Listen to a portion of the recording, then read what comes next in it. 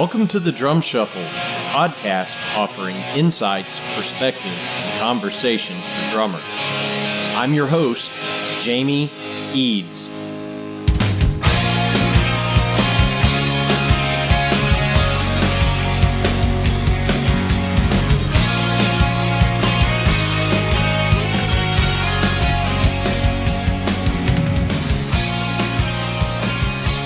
Hey, how's it going out there, everybody? Welcome to the Drum Shuffle. Jamie Eads joining you.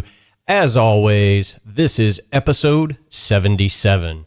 Hope everybody's having a great week out there. I am getting back into the podcast swing of things. After taking a few weeks off, we had a great episode last week with the incomparable Donnie Wynn. I'm going to be joined this week by just a sincerely nice human being whose drumming is just phenomenal. And I'm so thankful for this show because this is someone that I would most likely not have met were it not for the Drum Shuffle. But we're going to be joined by the great Josh Feldstein in just a few moments to talk about the Verve Jazz Ensemble. So please stay tuned after this message from our sponsor, Los Cabos Drumsticks.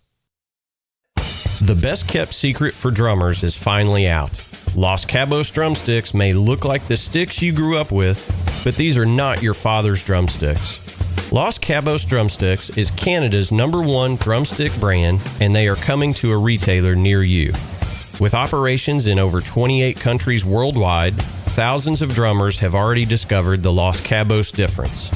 Using FSC certified wood from Canada and the US, Los Cabos make the finest quality drumsticks, percussion tools, and accessories on the market. The best news, Los Cabos Drumsticks offers you a ton of choice. They have 22 individual drumstick models and 14 percussion tools, many of which are available in 3 different wood types: maple, white hickory, and red hickory. Red hickory comes from the center or heart of the hickory tree and has been independently proven to be both stronger and more elastic than white hickory without adding a lot of weight.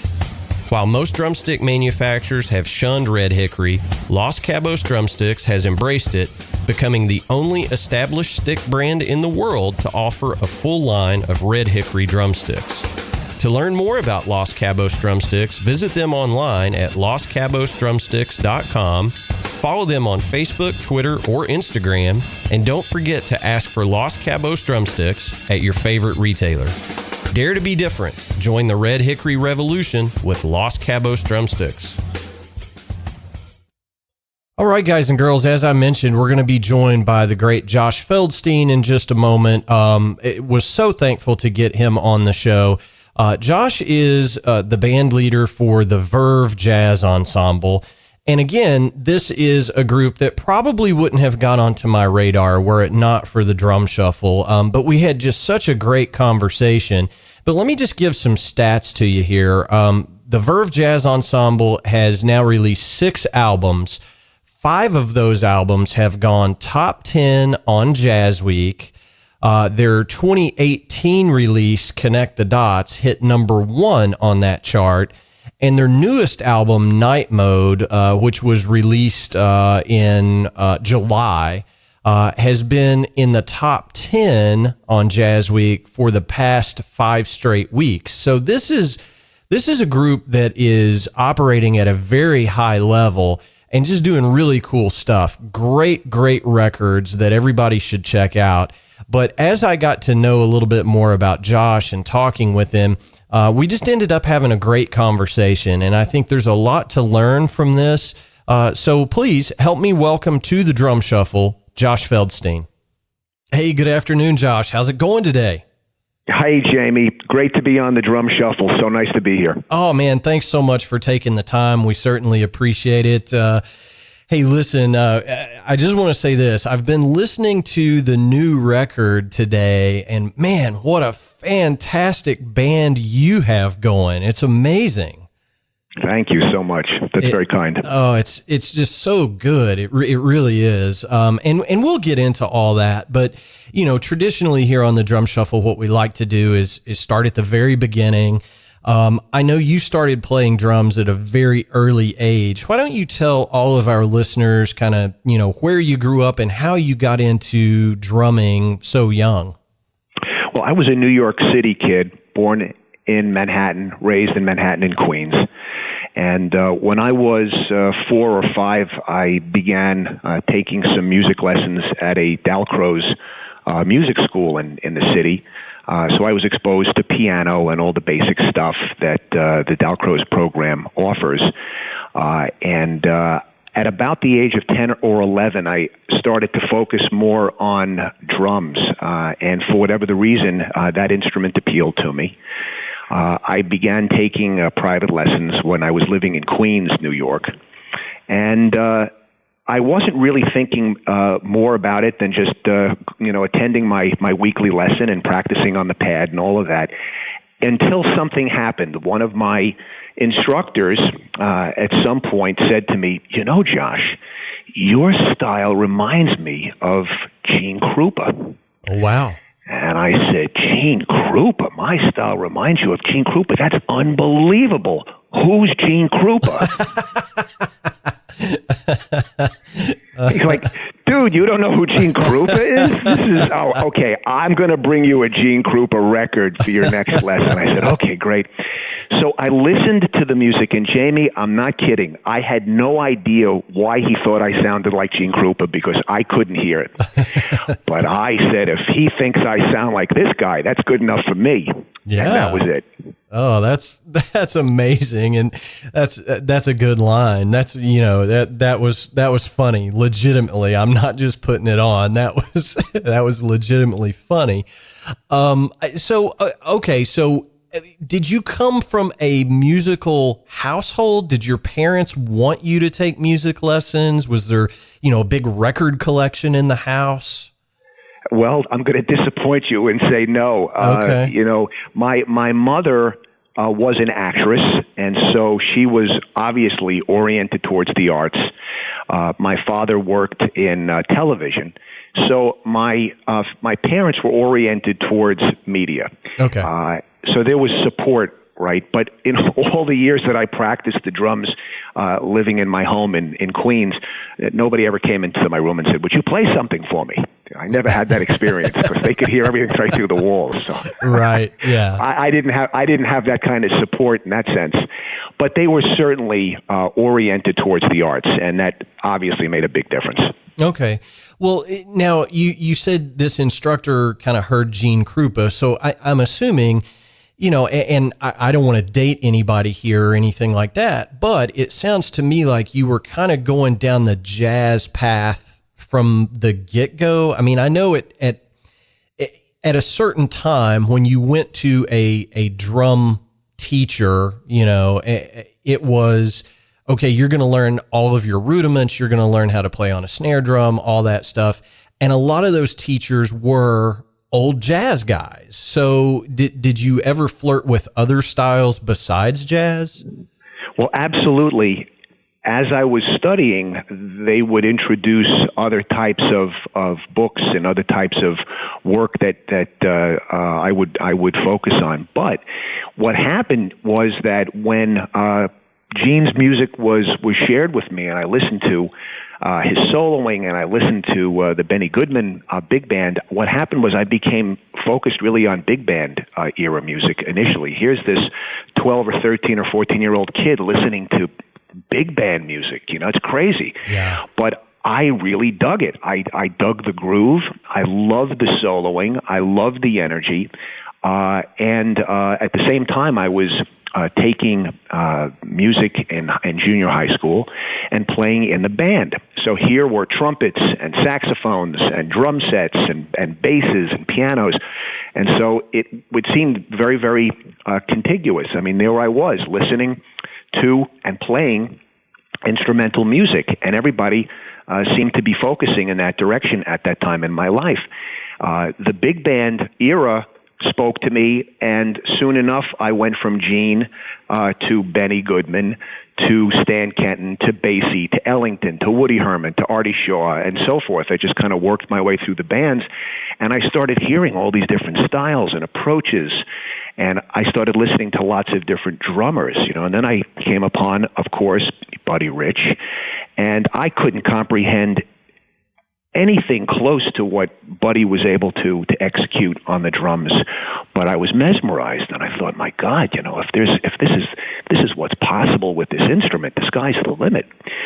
So living in New York was tremendous because I had a chance to see Buddy and his band perform, and go to a place like the West End Cafe up on Broadway and 113th Street and listen to Joe Jones, who was still playing near the end of his life with the Countsmen. Wow. And check out guys like Elvin and Blakey and so forth. I have an Art Blakey story I'll share. But these were the cats that were playing, and so it wasn't difficult to be influenced by these kinds of players.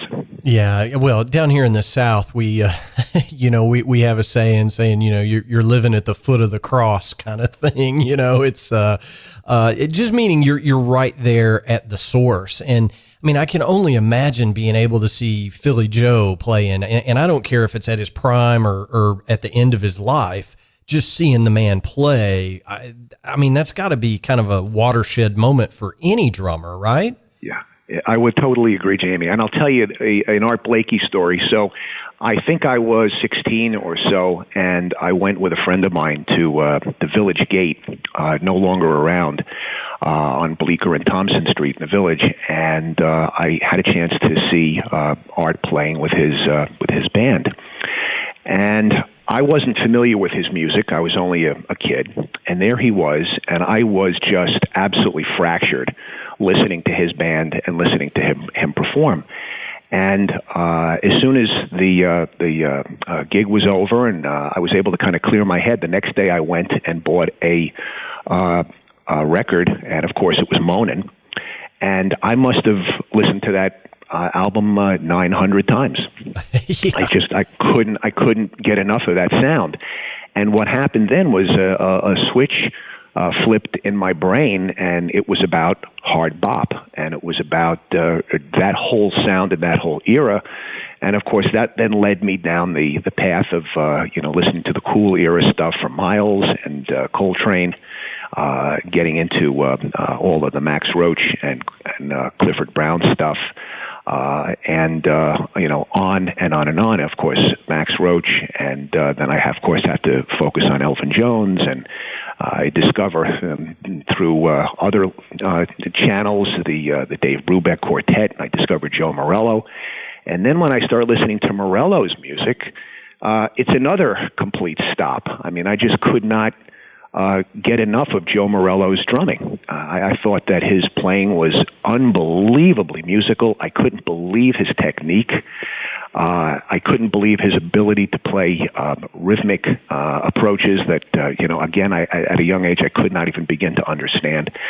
But these were the guys that really, really influenced me, and I was completely hooked. And I have to admit, I'm embarrassed to admit it now, but I have to admit that at the time I was a snob, and I turned my nose up at contemporary pop and rock and other things that were taking place musically. I was completely into the jazz vein, because that's what spoke to me. And so, for better or worse, those were all of my influences musically, in my younger years. Yeah, well, I mean. And it's a who's who in jazz drumming. I mean, it really is. I came up in a different school I started getting into jazz way later, after I had been a drummer but I started on the rock path. And, I think what's interesting is all of my favorite rock drummers were so heavily influenced by all the guys that you just named.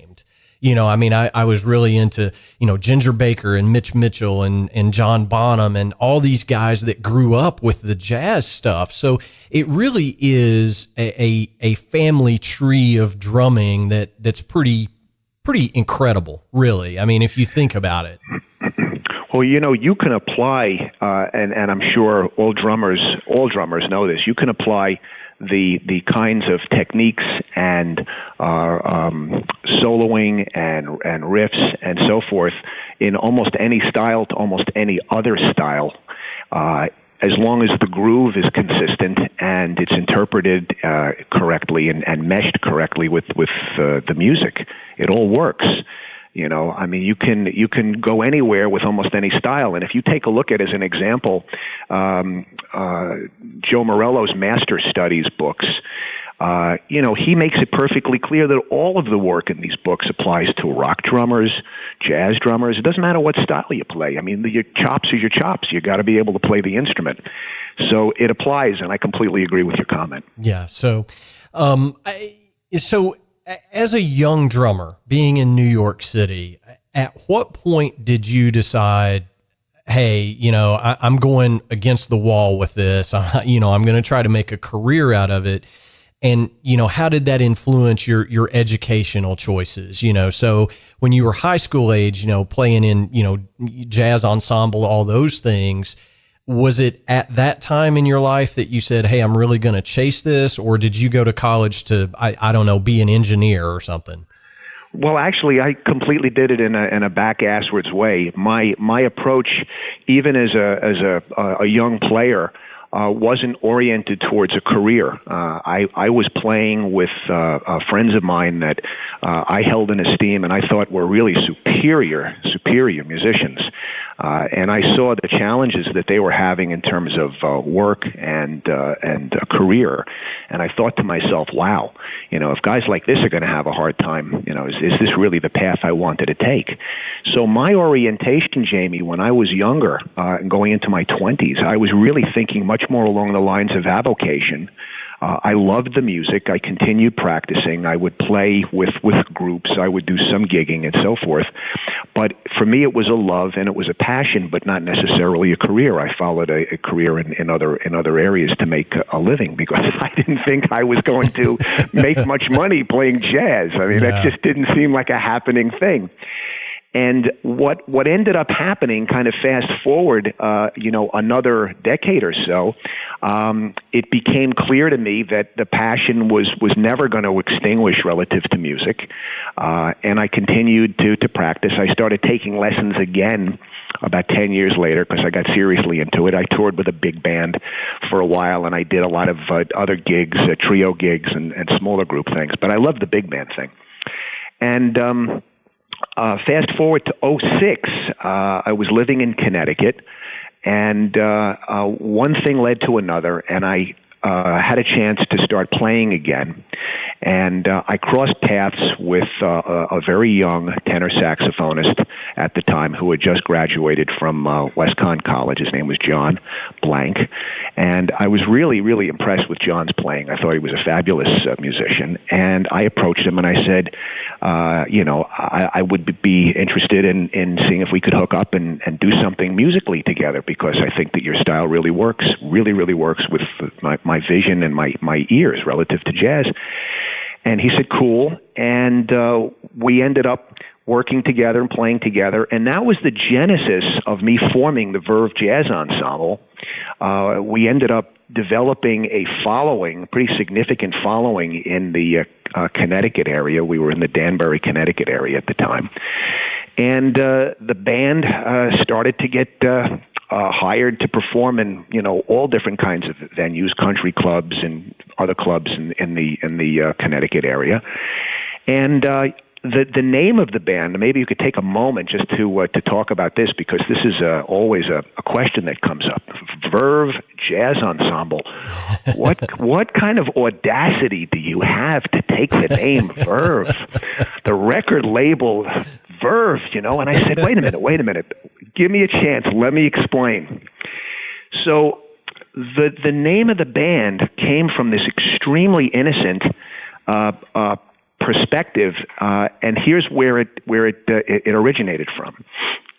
At the time, we were just a bunch of guys playing music we loved in Connecticut. I never had any vision of the band ever becoming commercially viable or recording an album or anything. And we picked the name, or I picked the name, because of my reverence for the Verve record label. I think the first jazz album I ever got was this Gene Krupa album, and it was on the Verve record label, right? So I totally dug all of the music that came out of the Verve label. And so when we were playing and performing, a lot of the vibe, a lot of the tunes, and a lot of just the general feel of our group was very much influenced by the great players and the great repertoire of the Verve record label. And so it was with respect and deference to the Verve label that I said, let's call our group the Verve Jazz Ensemble, never thinking it would ever go anywhere further than that. So that's really where it came from. Yeah, you were just kind of paying tribute to your musical roots. And yes. Yeah. Well, so now I've heard the story that, I guess it was at some of these gigs that you guys were doing, and, presumably it was, it's not disparaging in any way, but maybe a wedding reception or, gigs of that ilk, you're playing where you get booked, right? It's my understanding that some of the patrons were like, do you have a CD? I want to buy a record kind of thing. Isn't that kind of how this all got rolling? We were harassed for CDs. and I can honestly tell you that my answer was, no, we don't have a CD. That was the answer. Do you guys have any? Said, no, we don't have any CDs. So this went on for years. I should have had a T-shirt that said, hi, I'm, Josh Feldstein with the Verve Jazz Ensemble, and no, we have no CDs. And so what ended up happening was that the economy started to really crap out, and the venues started to close, and the opportunities to perform really started to wane. And I thought, okay, it looks like this is the end of the line. So be it. Let's record a record. One, it'll be a vanity project, because I wanted my kids to know that their father was a jazz musician, and he liked the music. So it's just something for the shelf, okay? Yeah, let's put this in a time capsule. This is for prosperity's sake only. yes, and it was completely a vanity exercise. So I worked with John on the arrangements, and we really worked on it. We enjoyed it. We spent about a year putting the charts together and really thinking through what we wanted to do. And if you take a look at the tune list for It's About Time, which is the Verve Jazz Ensemble's first album, which came out in 2013, on that record is Big Swing Face, which was, of course, one of Buddy Rich's big landmark tunes. And so we did an arrangement of that. The long and the short of it is we ended up doing the album. Terrific. We released it. And somehow, and I still don't know exactly how exactly this happened, but the CD found its way into the hands of a record and CD promoter, and he absolutely loved the music. And he came back to us and he said he wanted to handle the group, and we said, okay, fine. We didn't know. Yeah, you have nothing to lose at that point. Yeah, we didn't know. We said, great. You like our music. That's very flattering. Okay, fine. Anyway, the album ended up becoming a top 5 national album on JazzWeek. And we were the most shocked people in the United States. I can assure you of that. We couldn't believe this. And we said, okay, when that was done, we said, that was amazing. Okay, thank you. That's fantastic. He said, well, what's going to be your next CD? And we said, nothing. We're done. That's it. We did our CD. It did great. It was amazing. We're finished. And he said, no. What's your next project? You can't have a top 5 album and walk away. We said, no. Okay. So we did our second album. And on that album, we were joined by the fabulous Peter Bernstein. And Pete joined us on guitar as a guest artist. And that album went top 10. And at that point, we said, wait a minute, we were onto something here. Radio really, really likes our music, and this is maybe the remodeling of the group as a performance group. Yeah. And it was with that in mind that we then said, okay, we're a recording band predominantly. We do perform, but not that much. And so that really was the rebirth of the Verve Jazz Ensemble as a recording group.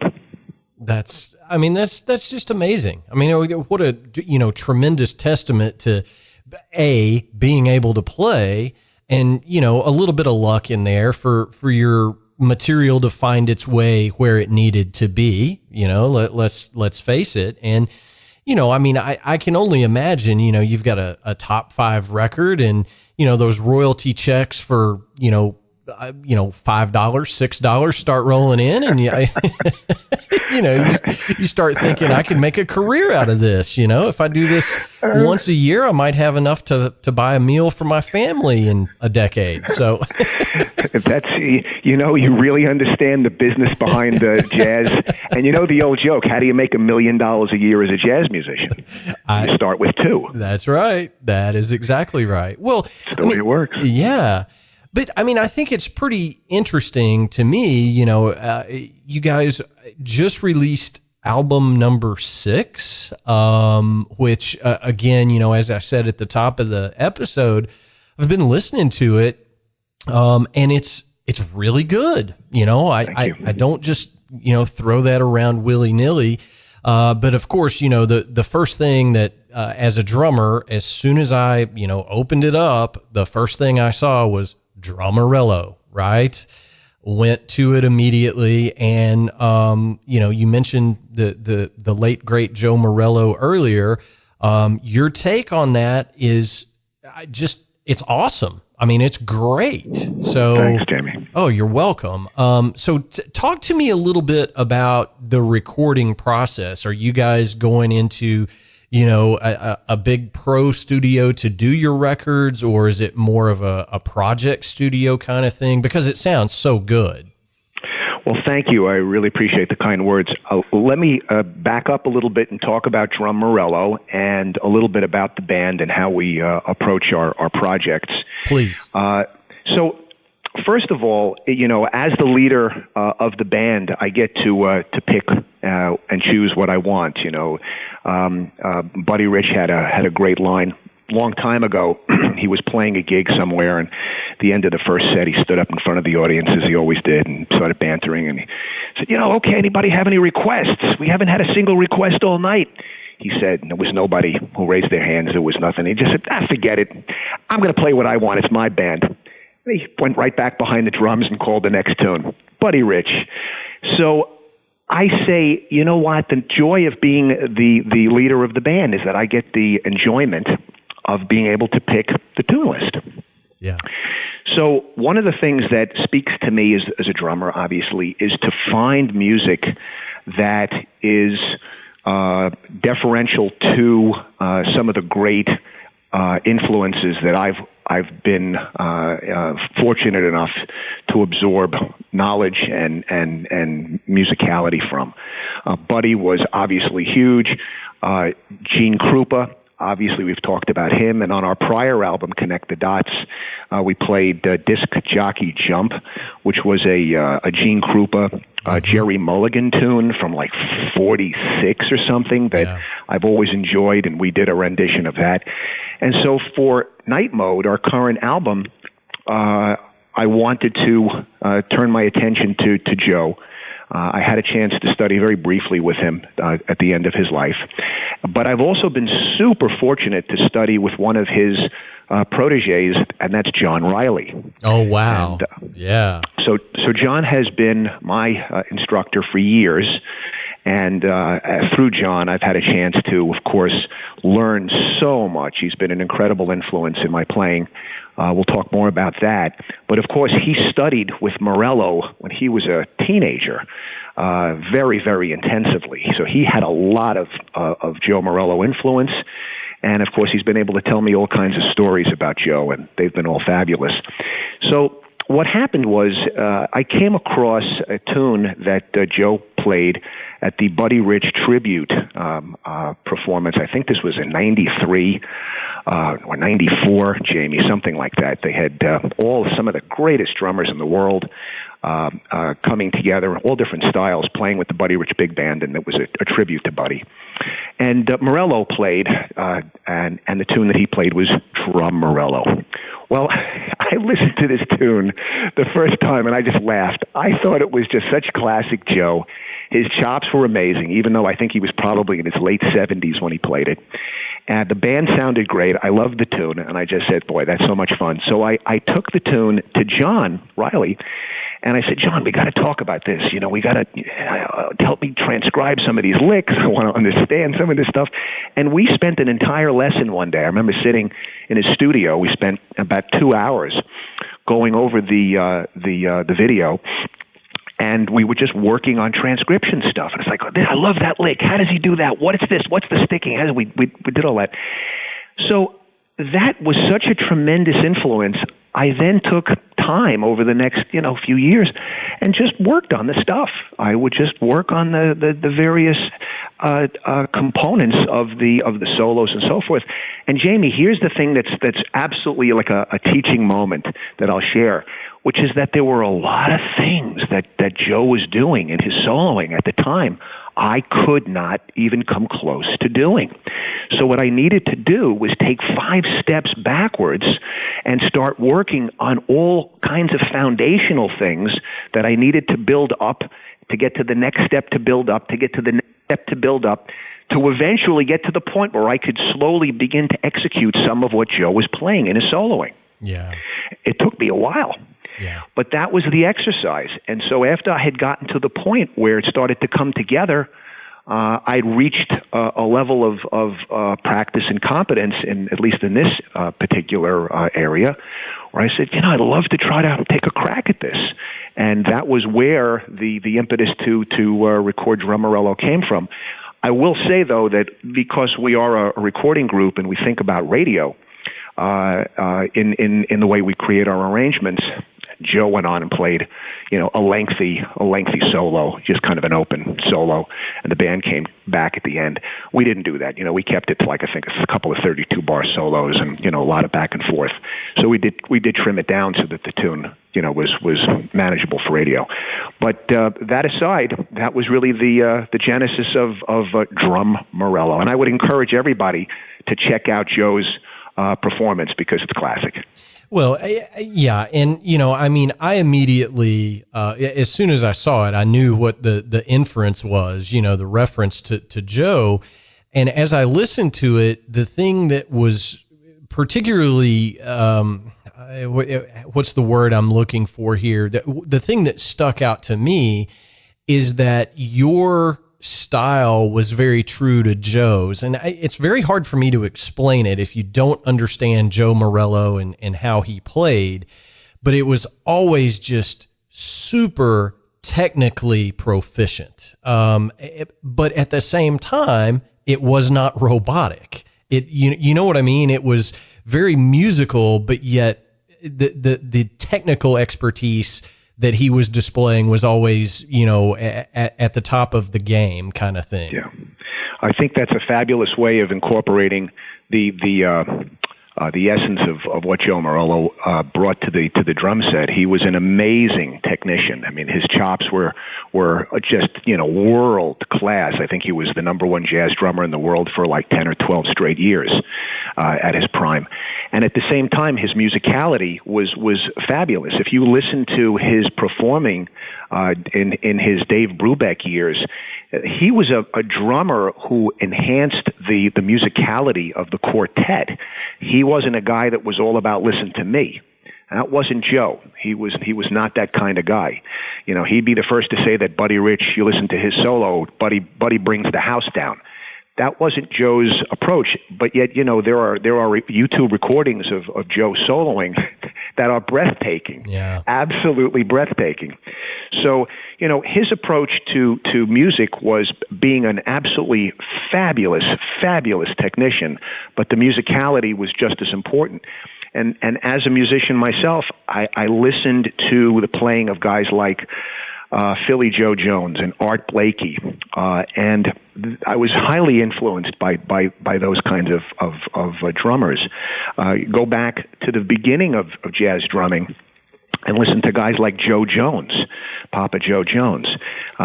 These are guys who are about swinging a band. They're not about showing off the chops. You got to have the chops, but you got to swing the band. Right. So as a musician, I also played when I was younger, Jamie. I played alto sax for years, and I had been exposed to other instruments, obviously. And so I think not only as a timekeeper, but I also think as a musician.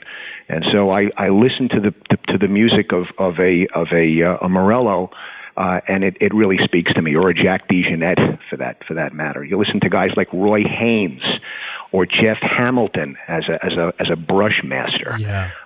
Ed Thigpen. Now today you listen to guys like Bill Stewart or Antonio Sanchez or Vinnie Colaiuta. All of these guys are just, their musicality is just, it's off the Richter scale. Yeah. You're spot on. I mean, all those guys are just amazing. And, I think I had this conversation with the great Bernie Dressel, who is, also has a fantastic big band that he plays with. But typically when you hear about a drummer-led big band, you expect to put on the record and hear, 48 minutes of drum soloing and, 12 minutes of really good horn section, right? I mean, that's kind of the first thing you think of. Your records are not that way. I mean, you do take your spots, no doubt, but you let your band do what they do as well. So, I just, what I'm trying to get across is if you think this is a drummer, just exercise in look at me, that's not what you guys are about. Well, I really appreciate the comments. I completely agree. Obviously, as a leader of the group, I am trying always to be very, very balanced in terms of giving my amazing musicians a chance to step into the limelight. They deserve that type of recognition. I've played with Tatum Greenblatt on all of our albums. Tatum is a fabulous trumpeter and flugelhorn player. We've mentioned John Blank on tenor. Finally got John to play some soprano. We have Alexa Tarantino on flute and alto sax, Willie Applewhite on trombone, and I'm joined in the rhythm section by Steve Einerson on piano, and also Matt Ostreicher, who played a guest tune on the album, and on bass, Elias Bailey, and of course Elias also tours with Freddie Cole and Renee Marie and others. So, I mean, the quality of the musicians that I'm blessed to be able to perform with means that everybody has to have a chance to show their abilities, and we try, when we construct our tune list, to also keep in mind the listener's ear. And by that I'd like to explain, as a listener of music, one of the things that I try very hard to represent in our music is variation of sound from tune to tune on an album. Yeah. Because it's difficult as a listener, especially if you're not a really seasoned jazz listener. It's easy to get ear fatigue if the second and the third tracks sound pretty similar to the first track. Yeah. You know what I mean? I do. And you took the words right out of my mouth. I just think that a lot of jazzers miss the mark with what you're talking about right now. There are some jazz albums that I put on and it's great for the first 10 minutes. And then I'm just like so tired of hearing the same thing explored over and over again. Yeah. And I will say that the technical ability of these musicians is world class. But as a listener, if you're not oriented towards listening to a 7-minute solo and you can't appreciate the integration of improvisation between the players with a seasoned ear, it gets to be, quote, crazy jazz, and people end up turning it off. And my personal opinion is that we know that jazz is not the most listened to music in the United States anymore. You and I are talking about jazz, and maybe 2% of the population dig this music. But the reality is that when we play the VJE's music to non-jazz audiences, they enjoy the music, even if they don't know who Max Roach was, or Benny Goodman or whatever. The music speaks to them melodically. It speaks to them rhythmically. They enjoy it. It's upbeat. It makes them feel good. And that's what we're going for. So when we construct a tune list, the Verve Jazz Ensemble thinks in terms of variation. And if you listen to Night Mode as an example, from tune to tune, there are stark differences in the structure and the instrumentation and the voicing of each tune. And we also take the extra step of expanding and contracting our septet so that some of the tunes are full septet tunes that imitate, replicate even a big band sound. Others scale down to trio, and then we have a series of variations of quintet, some with a traditional tenor and trumpet, some with trombone and flute. They vary. So we're mindful of trying to vary the instrumentation in addition to the pacing, the tone, the tempo, the groove, so that the listener's ear stays fresh. Well, as a jazz novice, I will just say on behalf of all jazz, novice folks, thank you for doing that. Because, and the way I judge jazz music in my, primitive rock and roll brain is it danceable? You know what I mean? And there are some forms of jazz music that's not what it's about. And I think there's room for all different kinds of approaches to that. But when I put on your record, I immediately go to a place of, you could put this on at any dinner party, cocktail party. You could just put this on anywhere and people would enjoy the ambiance of it. So you're welcome. And, I think our crowd is, whether they're into jazz or rock or country or whatever the case may be, is the drumming good? And, without a doubt, you certainly pass that test. So kudos to you guys for having such a great record. Thank you. You're welcome. Let me switch gears just a little bit. I'm curious to know, where was the record actually cut at? Talk to me a little bit about the studio approach, because again, sonically, it's very pleasing.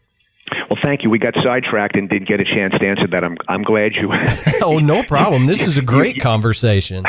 Yanking me back to that one. So this is a really interesting piece. So we recorded Firehouse 12 Studios in New Haven, Connecticut, and I would certainly urge anybody in this part of the country to consider working at Firehouse 12. This is not a paid plug. Let me tell you, it's just a fabulous place, and we've recorded all of our albums there. So it's a first class studio, and they have some unbelievable equipment. The way our band works is really kind of unique. We've developed a certain pattern here, and that is that I'll work with John and Tatum and one or other members of the band, depending upon the charts, and we'll take 3 or 4 or 5 months to put together the charts for the next project. I'll start working on a tune list. We'll start figuring out who's going to be working on what. There'll be iterative work between me and the co-arranger or co-composer, and we'll put together all of the charts. We'll then allow everybody to marinate a little bit in the music on their own, and we will have, as a band, a rehearsal or 2, if we're lucky, because everybody's so busy. And then we will go into the studio, and we will record our album. And typically, we will record the album in a couple of days, and that's our pattern. Okay, so primarily live on the floor takes, or do you go in as separate units? How do you approach that? The band plays as a group, always. The horns are usually set up in a big room. The drums and drums and bass are going to be in ISO booths usually. Piano is going to be in the large room with the horns, and it'll all be sectioned off with sound batting and so forth. When we've recorded trio albums, and I think the album before, 2 albums back, called Swing a Nova, That was fundamentally a trio album because I wanted to do one of those as well. And that we all recorded in one room, obviously. Sure. But when we record as a septet, it's a lot easier sonically to be able to separate out parts of the rhythm section. So if you ever have to fix something, it's so much easier. Otherwise, it becomes a nightmare. Yeah. I mean, I've been asked to do, punch-ins and stuff, and cymbals always cause an issue. And if you're in the room with a guitar amp, so I get that. It's very sonically pleasing and very well put together. So tell everybody where they can actually go out and grab the record. We want to put a plug in for that and hopefully sell a few copies here. Well, thank you. CD Baby is currently the place to visit to download a digital version or purchase a mechanical copy of the CD, an actual physical CD. It should be available on Amazon and iTunes. I don't believe, as of the moment that it is, there was some type of a technical glitch that's being resolved. I'm not sure when this is going to air. So I would say that if you can't find it on iTunes or the usual places, visit CD Baby and you should be able to download the music. Yes, and kids, this is a friendly tip. Anytime one of our guests says, go to CD Baby, and it should be on iTunes and Amazon and all that, go buy it from CD Baby. The artist gets a bigger cut at CD Baby, always. So don't go to Spotify, go to CD Baby. That's where you want to go. So I'll do that hard work for you, Josh. Thank you, sir. You're quite welcome. CD Baby does a really good job with that, and they don't keep 98% of of the fee, unlike some of the other larger companies. So, with that being said, I do want to ask. You were talking about the composition process, and you compose with other members of the ensemble. I've asked Bill Stewart this. I've asked Peter Erskine this. I've asked just some, legendary names in jazz. When you're composing, do you wear two different hats? Do you compose from a drum perspective and a melodic perspective, or do you simply go from a song structure and melody perspective? Because, and the reason I ask, if I were composing, I would always be thinking about what am I going to play as a drummer, not necessarily what is the song going to be. Right. Well, I will flip it around and say that I typically compose melodically. So that's usually the way things enter my consciousness. It'll be a melodic experience. And as the melodic experience matures or ripens as it kind of goes along, in the background, I'm thinking about where and how rhythmically the two components fit together.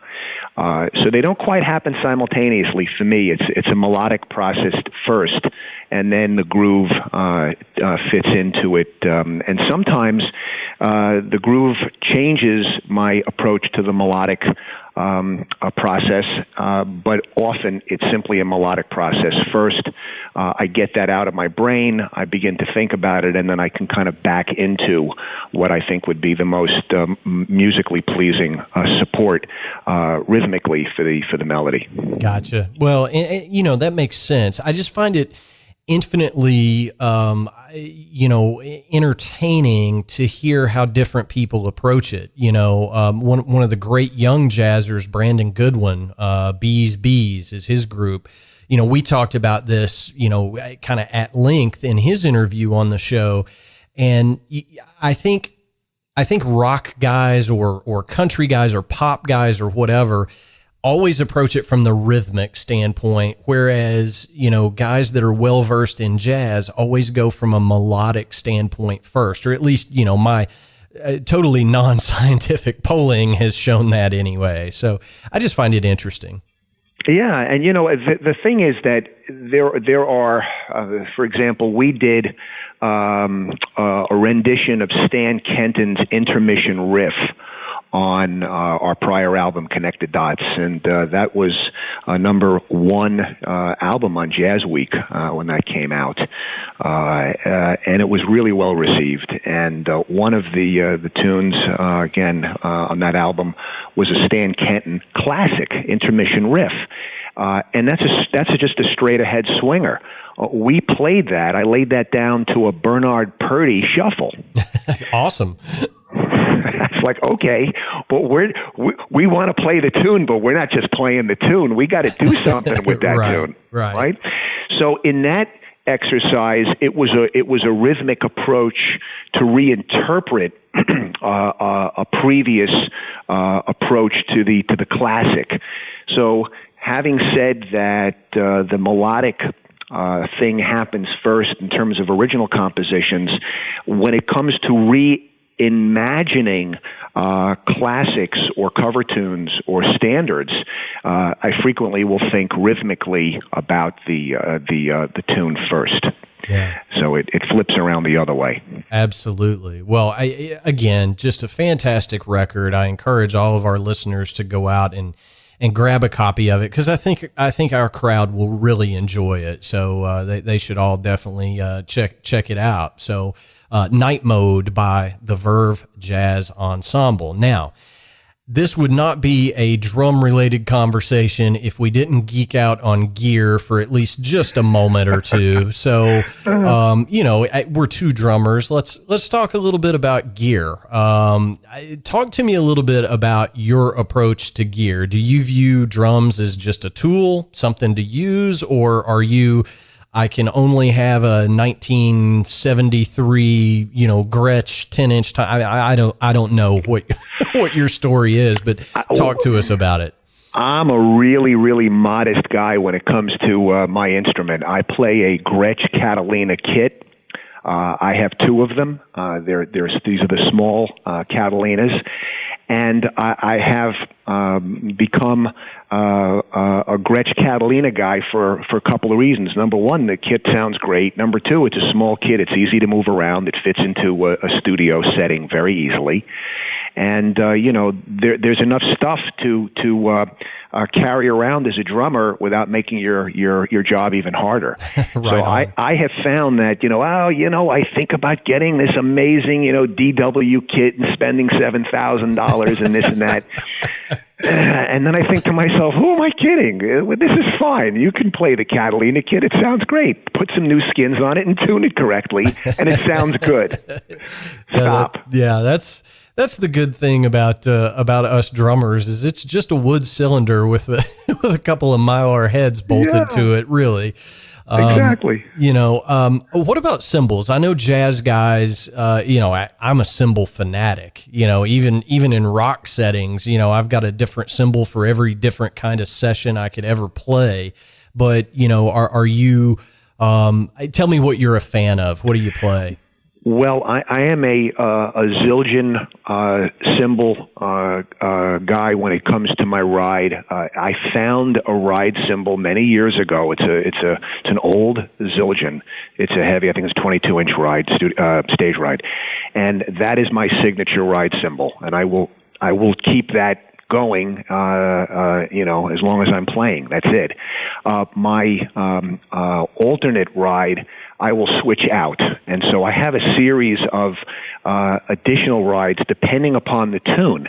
And one of the things that I frequently play around with, Jamie, is I will alter the cymbal structure based upon the song. I always change my cymbal setup to embellish the sound, the musicality of each individual song on the album. So my cymbal setup is really not the same for any two tunes on Night Mode. It changes all the time. Other than the hi-hat cymbals obviously staying and the ride typically staying stable. I'll switch out crash cymbals. I'll switch out my second ride. I have a pang cymbal that I use. I get a lot of value out of the pang, especially in Latin, for hits, and also just to embellish the sound. I have a pasty ride that I use as an alternate. I have a K cymbal that I will use for more contemporary stuff that needs a deeper, richer kind of a tick, tick, tick, tick, tick, tick kind of a sound. So I'll work in different kind of sound modalities based upon the song and what the song calls for. I even have a trash cymbal that I'll use for some fusion-oriented stuff if it calls for it. So, I'm very liberal in terms of switching out my cymbal construction, because I think that the cymbals can add so much to the musicality of the song and to the listener, and so I'm very conscious of that approach with the cymbals. Gotcha. Now, are you a pawn shop stalker? But being in New York, I would imagine, if you're into vintage gear, there's probably some stuff to be found up there. Are you a snare drum junkie, or you're just good with what you got? I have an orchestral snare that I got many years ago that I really, really like. I'm good with the kit, as we talked about. I'm always on the hunt for the next cymbal. I will tell you, though, that it's a really, really challenging exercise to find cymbals, as you probably can appreciate. Yeah. Cymbals are really, really personal selections. And, I'll listen to 100 or more cymbals and not like any of them. So, you got to find that right cymbal that's got just the right sound. And now you're getting into splitting hairs. But as drummers, we have a particular sound that's embedded deep in our mind.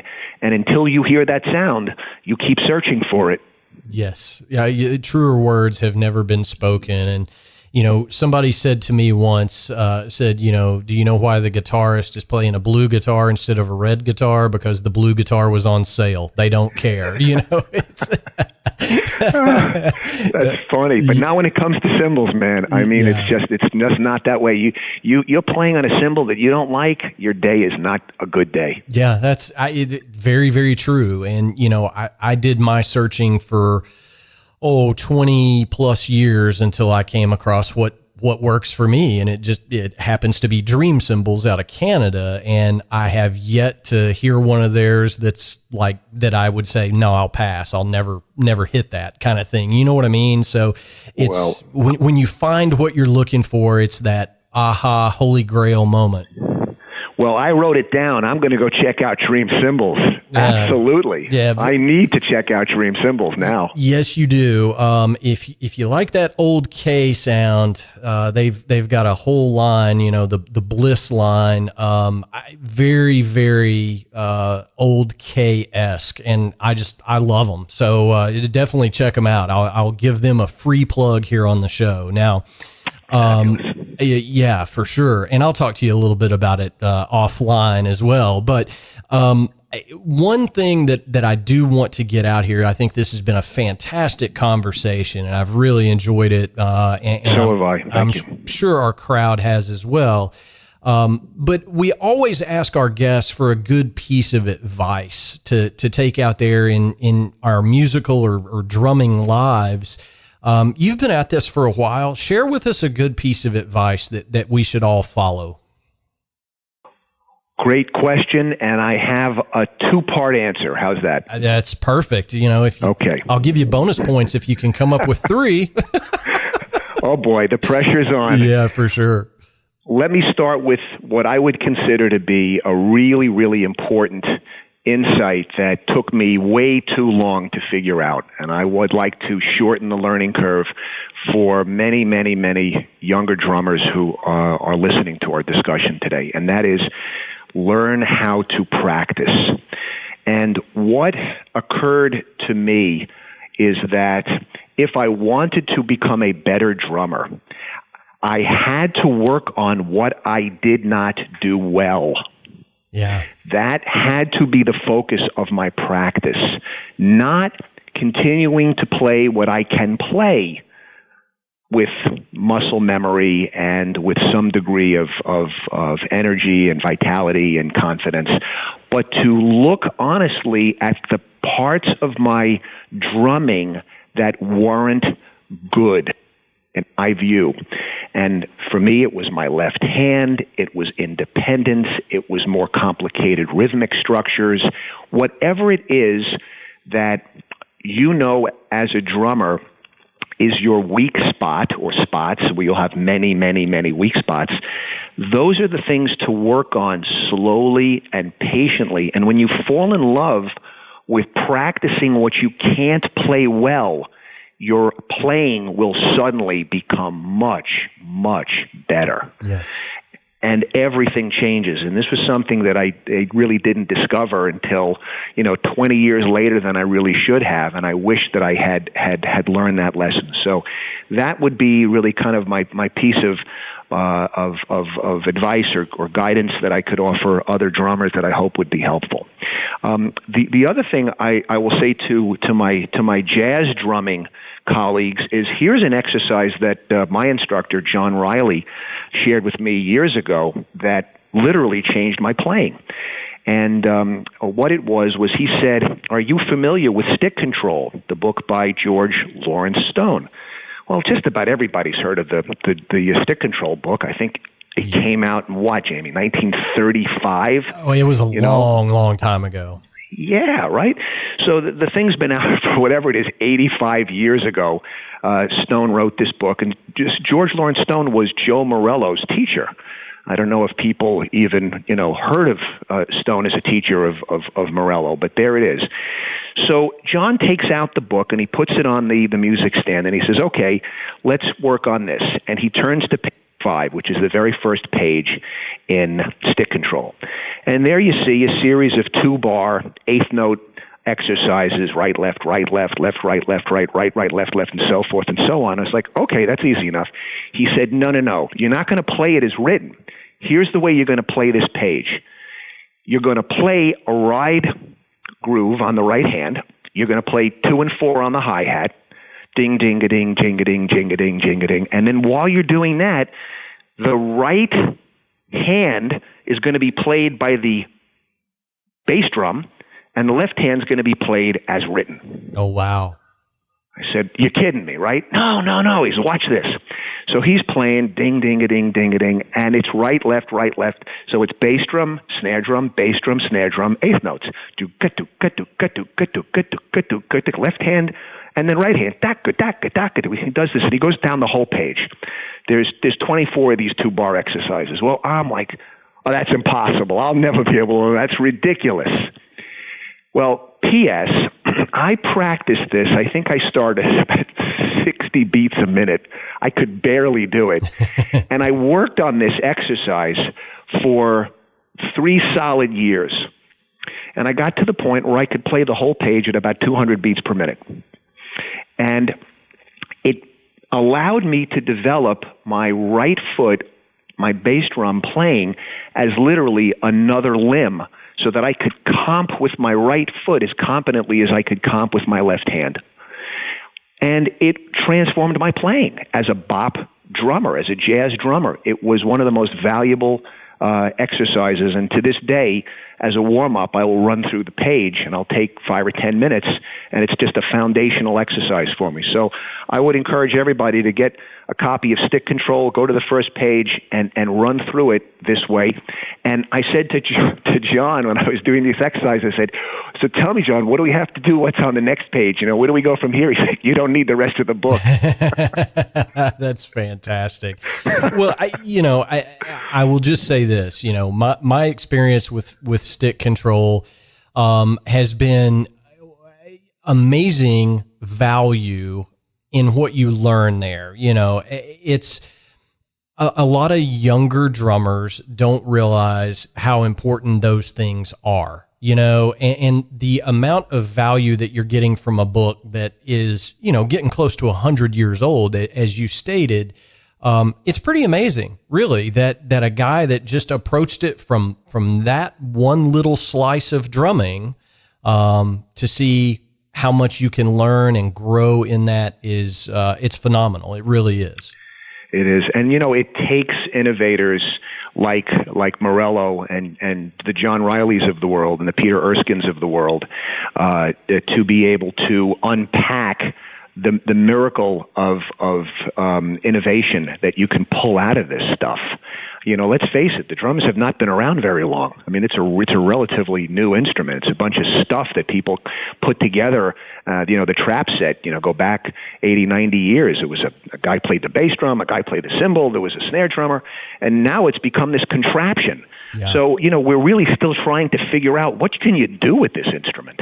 Yeah, that's exactly right. And, your advice isn't lost on me. And sometimes I forget that I need to work on the things that I suck at. We all like to work on the things that we do well. And when you work on the things that you don't do so well, it's very easy to become discouraged and, be like the little guy on Sesame Street. I'll never get it. Never, never, never. You know what I mean? And when you push yourself, that's when you start seeing those leaps and bounds of growth and progress as a player. So very well-spoken piece of advice, Josh. Thank you. Pleasure. Absolutely a pleasure. Josh, I can't thank you enough for coming on the Drum Shuffle. We really do appreciate it. We appreciate your time. You're welcome on this program anytime. It sounds like you guys are on about a 12-month album cycle. So if you have a new project for next year, please let us know. We'd love to review it and have you on to talk about it. As a final parting word for you, tell everybody where they can find you guys via social media, etc. if anybody has questions. Absolutely. Well, first of all, it's been my sincere pleasure, Jamie. I've loved our discussion today. The work that you're doing is fabulous, and the guests that you have on the Drum Shuffle are world class. And this is a tutorial for anybody interested in this instrument and all forms of music. So I want to just say congratulations for an absolutely fabulous product. Thank you. And continue your amazing work. The Verve Jazz Ensemble's website is verve-jazz.com. And at our website is access to our social platforms in Facebook and Twitter and Instagram, as well as videos of the band. There are a number of videos that I've done with all the members of the band. There's live performance videos. There's all kinds of stuff, reviews and calendar and so forth. So that would be the one-stop place for more information about the VJE and Night Mode. Fantastic. Well, Josh, again, thank you so much for coming on. We'll have you back anytime. Keep us posted, and we'll send some folks your way for sure. Thank you, Jamie. All right, man. Have a great evening. All right, everybody. That's going to wrap up episode 77 of the Drum Shuffle. As always, thank you guys so much for tuning in. We just simply don't have a show without all of you guys listening week in and week out. It really means a lot to me that this show means a lot to you. So we'll leave it at that. As always, I'm going to ask you to hit the subscribe button on whatever platform you use to listen in. It helps us more than you'll know. And we do have some great interviews coming up that you're not going to want to miss. I promise you that. Many thanks to Josh Feldstein for taking time out of his busy schedule to come on and talk about his career and the Verve Jazz Ensemble. I can't say it enough. Go pick up one of their records. They're just awesome. Truly, they are. Next week, I'm going to be joined by an old dear friend of mine by the name of Kent Oberly. Kent has spent countless years just doing tremendous drumming out there, probably most recognizable for playing with Christian Bush from the band Sugarland. So we're going to have Kent next week. It's always good to catch up with an old drum brother like Kent, so you're not going to want to miss that. If you want to reach out to us, we do answer every single email that we get. The Drum Shuffle podcast at gmail.com is where to send those emails. Our web address is thedrumshuffle.com. And of course, you can find more information about me over at jamieeads.com. I do want to have one little personal note here. On September 28th of this year, for those of you that are in the Central Kentucky area, my band Funnel will be playing our first gig since 2008 at Country Boy Brewing Tap Room here in Georgetown, Kentucky. So we're really excited about that and hope to see some familiar faces out there. And if you're not a familiar face, come up to me at the show, say, hey, I listened to the Drum Shuffle. I'll have something for you. So appreciate it if anybody can get out to that gig. It's always a special occasion when Funnel gets together and does a show. It's our first one in about 11 years. So I look forward to seeing you guys there. As always, thanks so much for listening. We just simply can't do this show without you. So until next time, may your heads stay strong and your sticks never break. Cheers, everybody.